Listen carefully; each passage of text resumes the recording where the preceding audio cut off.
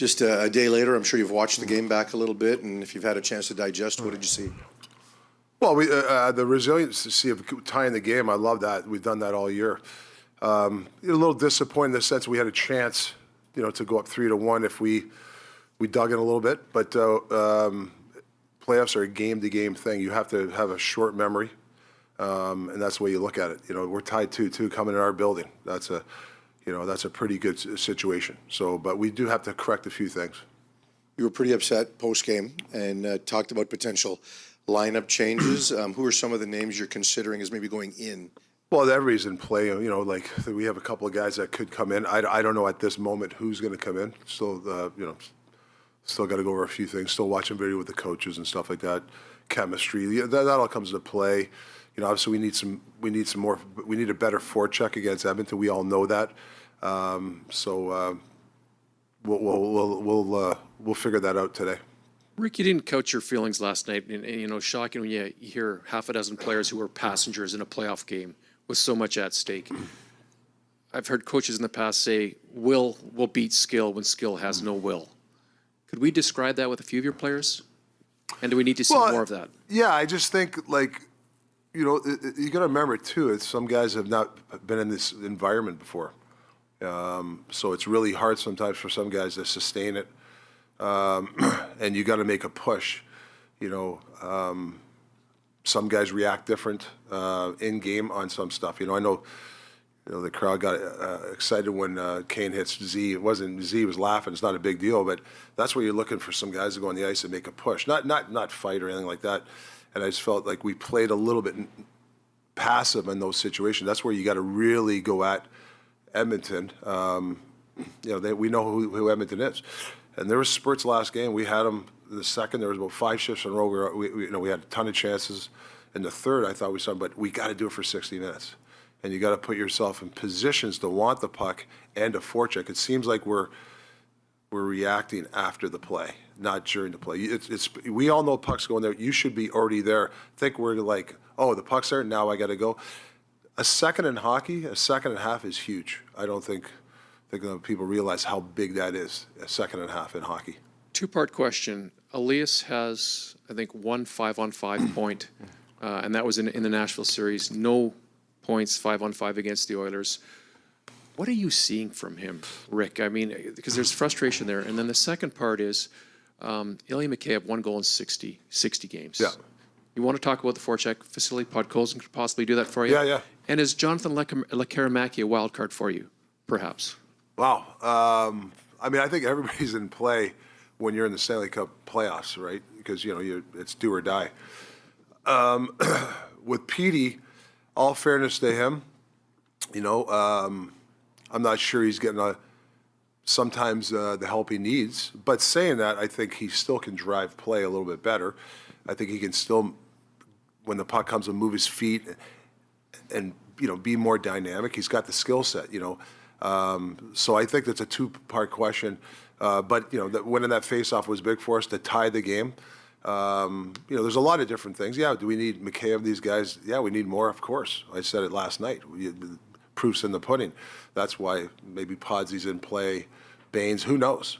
But yeah, like I said after the game yesterday, a new game, you can be a hero. Like you can, I'm not just saying about Pete, anybody plays well tomorrow and we win.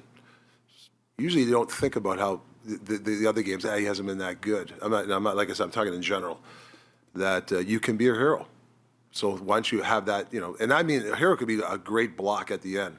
It could be a great forecheck. It could be a great pass. I don't know, whatever the hero is, take that approach. Don't worry about what's happened in the past.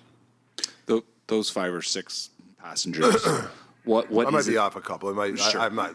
The guys that you're feeling frustrated about, what is it they aren't bringing, and what is it that you're looking at those other options? What would they need to bring to the table to make the switch? Well, I just think that being a little more assertive, and I'm not saying by hitting, it just seems when you're backwards skating or you're late on the forecheck, or there's a coverage where we need you to be in a certain position, or if when Edmonton's making that push and you're supposed to be the second quick guy and you're a second half delay of getting in there and then they get the puck, those are huge plays. So whether it's not like passion, it's not that they're not working. It's just, it's more of a second and a half delay in their brain and I'd rather them be more assertive. And that's what you're looking for. I look at Tyler Myers, he's banged up, and I watched him last game, and he gave everything he had. That's what I'm looking for. In similar terms, you can look across and say a guy like Draisaitl who's probably playing hurt and look how well he's playing. Is that a thing you can point to with PD, say, look at their stars, look what they're able to do? Yeah, there's just certain times. Yeah, you look at Draisaitl, I know he's a big man. I mean, he's a big man, but he gets that puck, even when there's people on him, he's not afraid to hold it. And that creates, then all of a sudden you got a double, and then he gives the open man. I think we just have to have a little bit more, not his mentality, but just a more of an assertive mentality. I think if we do that, and like I said, we've won this year because of the crest. We've won because of Vancouver. We didn't win of individuals. It's not this guy. And if you play as a team, it helps individuals, that's the way I look at it. Rick, you mentioned assertiveness with some players. With Yeah. Petey, are you seeing an issue with his confidence? And as a coach, how do you try and address that and fix that? Yeah, I think confident. Yeah, well, it's constantly talking to him. Keep playing him. It's not like I'm cutting his minutes down. The power play. Go to be a serve in the power play. If things aren't going 5-on-5, make sure. Like, there's little things that you can help too. But I think when you lose confidence as an athlete, and it's like you can help. I think it comes within. You can help to somewhat as a coach. I don't know. I forget. Is it Torts that says you can't go buy it at a store. I can't go buy it and give it to you. You got to find yourself. But the first thing, and it's just not PD, for guys that struggle, when you get that puck, you got to move your feet. And when you lose confidence, you watch guys, they catch the puck, and then they go, okay, what do I do with it now? That's got to be, that's experience. That's learning how to play under pressure. That's, it's 2 steps ahead. And if you do that, I think you'll come out of the slump or, these sort of things. We've seen Demko on the ice now a few times. Is it looking like he could potentially be an option for Game 6 or Game 7 if necessary? Yeah, I don't know if I want to go that far. All I know, he's improved immensely the last 72 hours. I can give you that. He's really, he's I'm not going to give you a percentage, but it's better than 10%. Like, he's really, last 2-3 days has made some strides, big strides. No, like it's strides of getting better. Sorry. Yeah, Rick over here. Right here. Oh, sorry. Edmonton threw some different looks at you in terms of their forward lines and defense pairs last game. Do you feel the need to, throw them some different looks, something that they haven't seen yet in Game 5? Well, I mean, the Lindholm line's been good most of the series. The Miller line's been good. I'm not sure breaking those guys up is the right thing to do. So if that's what you guys are looking for, I'd say no. But saying that, yeah, we do have to get some more offense. And we got to get some more from some certain people. But I'm not sure about shuffling the lines right now is the right thing to do. Garland's playing his ass off.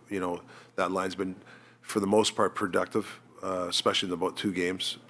Obviously, Millsy's line's been, Best is scoring goals. So you got to be careful when you start mixing and matching. And, I look at it's a 2-2 series. There's 2-2 with 30, 40 seconds left for us going to 3-1. So I don't think drastic changes are something to do. And you started a couple of speedy wingers on Pettersson's line. What is the right mix? What was the right type of player that you're looking for, the right style of play, perhaps, for Pettersson's line? Well, yeah, the guy's going to be on the forecheck winning pucks. That's the guy you're looking for. So sometimes it's a committee. Sometimes it's switching guys in and out to help that line have some identity. But yeah. Hey, Rick. We're in the honesty business, and this will shock you that we don't always get people as honest as you are with us. Do you ever worry as a coach in the heat of the moment that you're too honest and either just piss off a player or kind of spook them to thinking that maybe things aren't where we thought they were? No.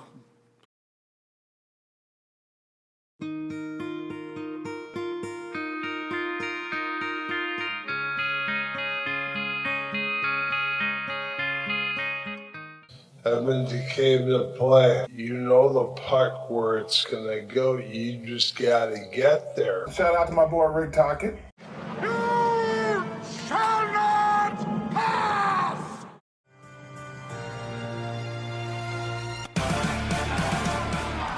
Canucks in 6. Go Canucks, go.